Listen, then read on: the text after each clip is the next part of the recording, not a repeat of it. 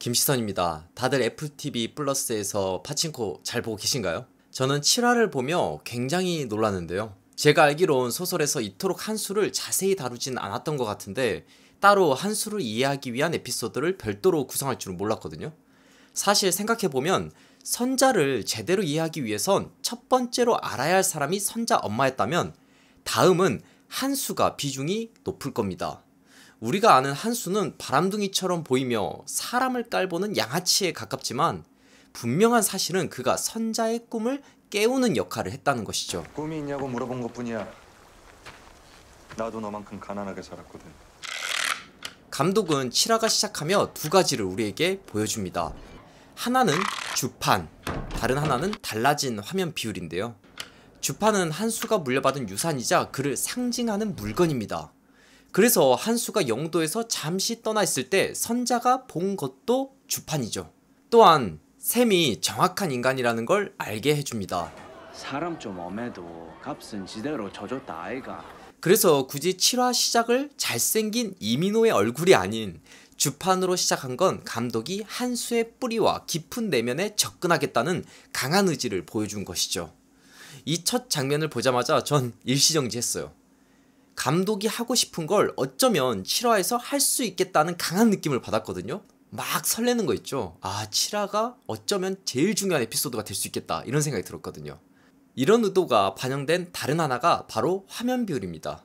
1화에서 6화까지 선자의 영도 시절과 오사카 시절엔 가로로 긴 형태의 화면 비율을 선택했는데 7화에선 4:3 정방향에 가까운 화면 비율을 선택했습니다. 최근 영화 연출 흐름을 돌이켜봤을 때 굳이 4:3 비율을 선택할 때는 보통 과거를 의미합니다. 영화 역사에서도 4:3은 초창기에 쓴 비율이기도 하며 지금 볼 때는 약간 레트로한 느낌을 주기 때문에 그렇죠.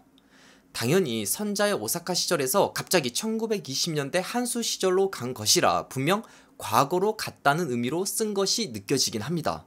하지만 7화를 보면 볼수록 그 의도 이전에 다른 추상적인 느낌이 저에겐 더 강하더라고요. 앞서 첫 장면이 주판으로 시작한 것은 이번 화에선 선자 시선에서 바라본 한수가 아닌 한수, 한 개인의 내면을 파고들 거라는 걸 보여줬듯이 단순히 과거 해상 정도가 아니라 한수에 몰입하기 위해서 이 화면 비율을 선택한 것으로 보입니다. 4:3 비율은 시각적으로 화면 중심으로 몰입할 수밖에 없는 장점이 있는데요. 가로 화면으로 볼 때 우리의 눈이 좌우로 퍼진다면 4:3 비율은 중앙으로 꽂힙니다. 실제로 7화는 의도하든 의도하지 않든 4:3 비율로 인해 몰입을 높여 아름답게 느껴지는 장면들이 생기게 됩니다. 이를테면 한수가 자전거를 타고 가는 장면인데 좌우의 벽이 안으로 몰입되게 하고 그 다음에 길이 중앙으로 들어가 있기 때문에 4:3 비율에서 굉장히 아름다운 구도를 만들어내죠. 몰입하기 좋고요. 마치 보고 있으면 여러분의 눈이 중심으로 꽂힌다는 생각이 들 겁니다. 정리하자면 첫 장면에서 감독은 이 에피소드는 딱 한수만 파고들 거라는 걸 보여줍니다. 탁월한 첫 장면이라는 생각이 들었어요. 한수의 상징을 보여주는 동시에 한수라는 개인에게 우리가 몰입할 거다라는 걸 화면 비율로 알려주고 있으니까요. 이게 얼마나 중요하면 그 멋진 파친코 오프닝 장면이 실화에선 나오지 않습니다. 오직 이 화면 비율을 지키기 위해서 말이죠. 자, 본격적으로 이제 이야기를 시작해야 하는데 큰일이네요. 오늘 하루에 이걸 쓰고 녹음하고 편집까지 제가 끝내야 되는 상황이라 얘기를 좀 단축해서 빨리 진행하다 보니까 조금 여러분들한테 설명이 부족할 수도 있다는 점 양해 바랄게요. 오늘 저는 딱 한 장면을 향해서 분석을 할 예정입니다. 바로 7화 마지막에서 한수가 자신의 앞을 바라보며 끝나는 장면. 이곳이 오늘 저희가 도착해야 할 목적지입니다. 저는 이 장면에서 한수의 슬픔과 분노에 이은 격한 변화를 느꼈는데요. 한 단어로 각성이라고 볼 수 있겠네요. 한수의 각성.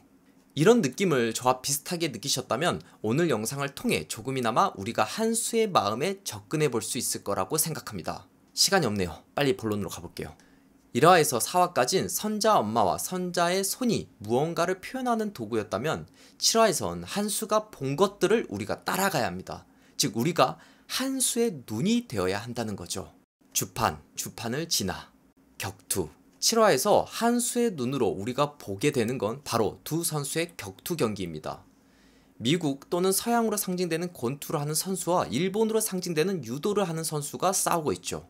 이 당시 동아시아 패권을 두고 미국과 일본이 알게 모르게 서로를 도와주면서도 견제를 하고 있었던 점을 생각해보면 두 선수의 싸움은 그것을 그대로 보여주고 있습니다. 그리고 여기서 중요한 건 한수는 링 밖에 존재한다는 거죠. 링 안에도 오르지 못하는 선수의 비참함을 굳이 설명할 필요가 없을 것 같습니다.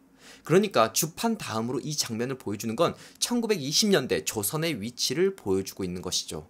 야구장에서도 크게 다르지 않습니다.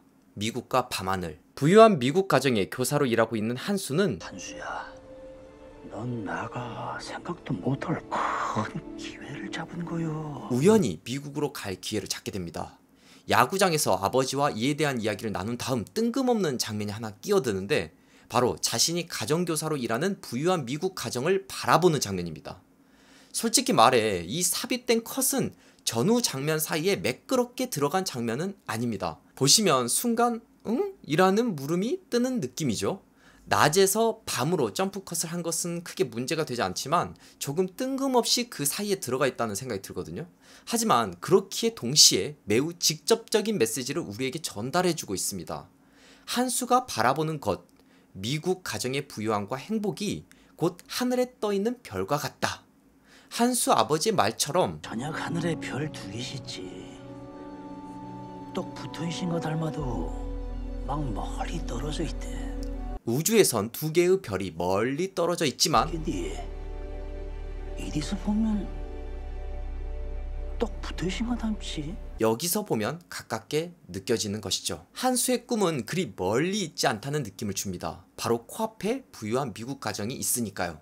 동시에 감독의 섬세한 구성까지 좀 파고들면 부유한 미국 가정을 보여주는 장면에서 4:3 화면 비율의 중심에 사모님이 앉아 있습니다. 왜냐하면 자신을 미국으로 데려갈 결정권을 그녀가 쥐고 있기 때문이죠. But really, Mother, I have a thought. Why don't we bring Hansu with us? 그래서 한수가 되고 싶은 아들이 아닌 사모님이 그 중심에 위치해 있습니다. 한수는 자기가 바라본 꿈을 이룰 수 있을까요? 하지만 아버지는 위험한 돈을 빌렸고 한수는 기회를 잃을 위기에 처합니다. 그리고 그때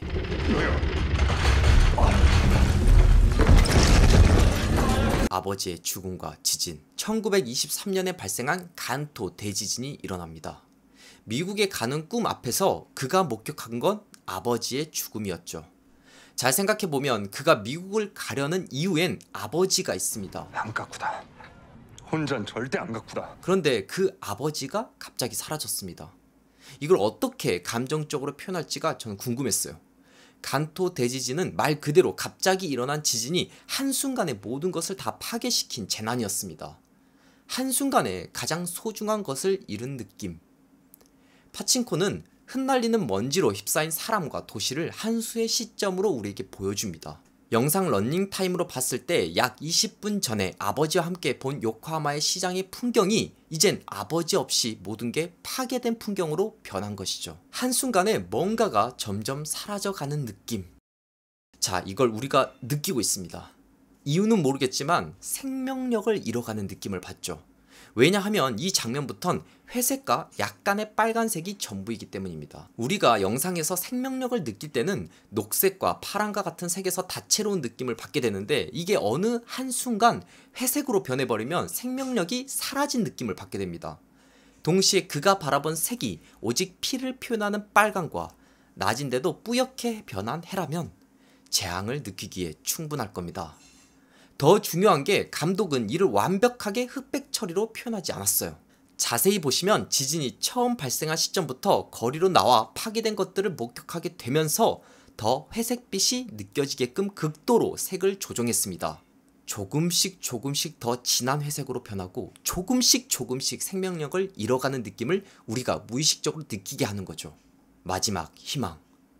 그가 다시 부유한 미국 집에 도착했을 때 다시 색은 어느 정도 돌아옵니다. 한수에겐 아직 마지막 희망이 있는 거죠. 그가 목에 건 진주처럼. 하지만 다시 거리로 나섰을 때 우리도 알다시피 한수의 시점에서 보이는 것은 다 회색빛이 감도는 세상입니다. 결국 우린 하늘에 떠있는 별을 곧 잡을 것 같던 한수가 한순간에 별은커녕 회색으로 물들어버린 모습을 보며 그 당시 느낀 공포와 허무함을 강렬하게 전달받습니다. 그의 시점으로 말이죠. 그리고 다음 장면에서 더는 진주 목걸이가 보이지 않습니다. 희망이 사라진 그 순간 자신에게 기회를 줄 가족의 죽음을 보게 됩니다. 대신 시계를 발견하고 얻게 되죠. 이제 그가 왜 선자에게 시계를 준 것인지 어느 정도 이해가 될 겁니다. 지옥. 聞いた朝鮮人の群れが脱走したんだって 조선인들이 탈옥해 범죄를 저지른다는 유언비어가 퍼지기 시작하고 다시 한수는 도망갑니다. 그렇게 희망을 잃은 한수가 다음으로 목격하게 된 건 바로 아무런 이유 없이 불타 죽어가는 조선인들의 모습. 그가 할 수 있는 거라곤 바라보는 것이죠. 결국 こいつをしばらく預かることにした親父さんの借金返してもらわないかんからな 한수는 제자리로 돌아옵니다. でお前いつから来られるんやなお前もメリケンにかぶれとんのか 사실 이 에피소드는 처음부터 한수가 거기서 벗어날 수 없었을 것을 우리에게 보여주는 것일지도 모릅니다. 그렇게 제자리로 돌아온 한수가 바라보게 된 건 밤하늘. 앞서 우린 한수가 아버지의 말을 듣고 난 후 밤하늘을 바라보는 장면을 한 번 본 적이 있습니다. 아주 가깝게 느껴지던 그 순간 말이죠. 하지만 이젠 너무 멀게만 느껴집니다.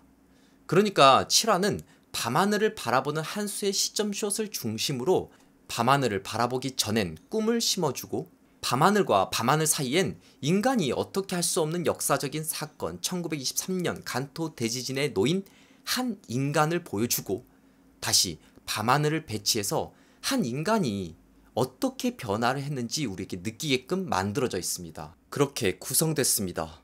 그리고 이제 드디어 우리가 마주할 마지막 목적지에 도착합니다. 한수가 마지막으로 바라본 것. 그렇게 변한 한수는 밤하늘 다음으로 뿌옇게 타오르는 전방을 바라봅니다. 왜 한수는 전방을 바라보는 걸까요? 아마도 저것은 지진으로 인한 것일 수도 있지만 동시에 타 죽었을 수천 명의 조선인을 보여주는 것일 수도 있습니다. 하지만 여기에 더 큰 의미가 있습니다. 이제 한수는 먼 하늘이 아니라 바로 가까이에 있는 땅에 벌어지는 풍경을 직면합니다. 이는 이상에서 현실로 돌아온 한수를 꿈이 아니라 생존과 직면하기로 한 한수의 모습을 보여주는데 무릎을 탁 칠 수밖에 없었습니다. 아, 진짜 무서운 장면은 바로 이거구나 하고 말이죠. 밤하늘을 바라보며 꿈을 꾼 한 인간이 자신이 막을 수 없는 죽음과 재난을 겪으면서 땅이라는 현실에 집착하게 되는 모습을 보여주니까요. 우린 한수를 이해하게 됐습니다. 이것보다 슬프면서 이해되는 장면은 없을 겁니다. 우리 모두가 한 번쯤은 그런 경험을 하게 되니까요. 한수 역시 다르지 않았던 거죠. 그리고 이어지는 한수의 얼굴. 슬프지만 분노하고 그러면서도 뭔가를 알아버린 한 인간의 얼굴. 우리가 미세하게 변한 한수의 얼굴을 보며 느낀 감정은 주판에서 시작해 한수가 바라본 것들이 하나하나 쌓이면서 만들어진 것입니다. 그래서 그거에 공감할 수밖에 없는 거죠. 게다가 4:3 화면 비율은 이런 사람의 표정을 담고 몰입하기에 아주 좋은 최적의 황금 배율입니다. 실제로 오래전 칼 테오도르 드레이어 감독은 1928년작 잔다르크의 순환에서 잔다르크의 얼굴만으로 그 당시 잔다르크가 겪은 역사와 한 개인의 감정을 드러냄으로써 많은 이들에게 영화 역사상 가장 위대한 감독으로 뽑히게 됐는데요. 그만큼은 아니더라도 감독은 4:3 화면 비율을 활용해 한수의 얼굴을, 변하는 얼굴을 우리에게 가장 몰입도 있게 전하고 싶었던 건 아닐까요? 그래서 저는 1화에서 4화에서 재미를 느끼신 분들이 많으시겠지만 7화 에피소드야말로 감독이 야심차게 준비한 중요한 에피소드라는 생각이 듭니다. 원작 소설에도 없는 한수의 깊은 내면을 이해하고 결국 하나의 얼굴씬으로 마무리하면서 표현해냈으니까요. 자, 이렇게 우리가 목적지에 도착했습니다. 오늘 영상은 4:3 비율에 맞게 영상 사이즈를 조절했습니다. 그래서 좀 불편하실 수도 있어요. 이젠 이유를 아시겠지만 7화는 이 사이즈로 보지 않으면 아무런 의미가 없기 때문인데요. 오늘 설명이 잘 전달됐다면 화면 비율이 달라진 7화가 얼마나 무의미한 작품으로 변해버리는지 이해되실 것 같아요. 그러니 꼭 애플 TV 플러스에서 이 작품을 보시길 추천합니다. 안 그러면 이 작품을 오해할 가능성이 되게 높거든요. 참 궁금한 게 있습니다.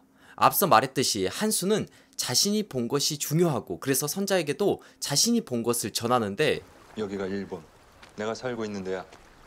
없는 게 없는 곳이지. 어째서인지 미국에서만 말문이 막힙니다. 미국. 그는 전에 갔었어. 미국에 갔다고 말하죠. 7화에선 그러지 않았는데 말이죠. 8화에서는 미국에 갔을 수도 있습니다. 한수는 미국에 간 걸까요? 아니면 거짓말을 하고 있는 걸까요? 만약 거짓말하고 있다면 도대체 왜 그런 걸까요? 여러분의 의견이 궁금합니다. 부족한 영상이지만 공감되는 부분이 있으셨다면 여기저기 영상 공유해 주시면 감사하겠습니다. 앞으로도 재밌고 유익한 영상을 계속 시청하고 싶으신가요? 지금 보고 계신 영상 바로 밑에 구독 버튼을 꾹 눌러주시고 그 옆에 종 모양을 누른 후 전체로 설정해주세요. 여러분의 마음 하나하나가 김시선 채널을 지속하는 가장 큰 힘이 됩니다. 항상 고민하고 노력하겠습니다.